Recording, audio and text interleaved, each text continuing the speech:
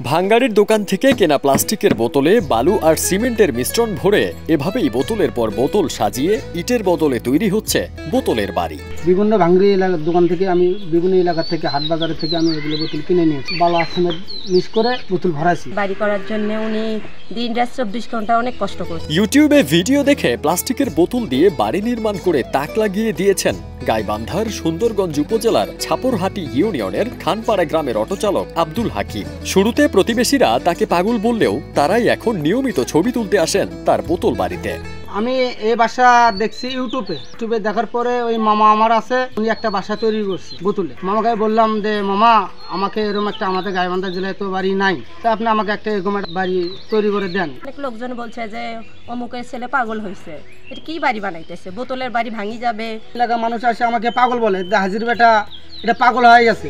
মানুষের কথায় হতাশ না হয়ে আত্মবিশ্বাসী অটোচালক হাকিম তার স্ত্রীকে সাথে নিয়ে বোতল নির্ভর বাড়ি নির্মাণ শুরু করেন। সবাইকে চ্যালেঞ্জ করেন দিনমজুর হাকিম।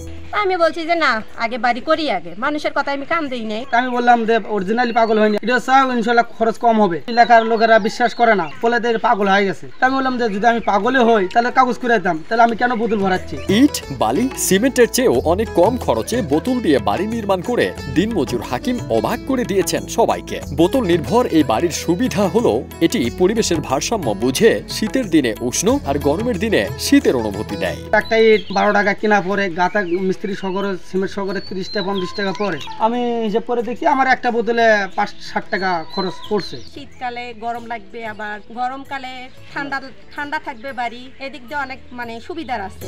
এক সময় যারা আব্দুল হাকিমের আত্মবিশ্বাস নিয়ে সন্দেহ প্রকাশ করেছিল তারাই এখন হাকিমকে নিয়ে গর্ব করে। আস্তে আস্তে যখন বাড়ির কাজ শুরু করলাম তখন অনেক মানুষ আসে বলে যে না, বাড়ি তো সুন্দর।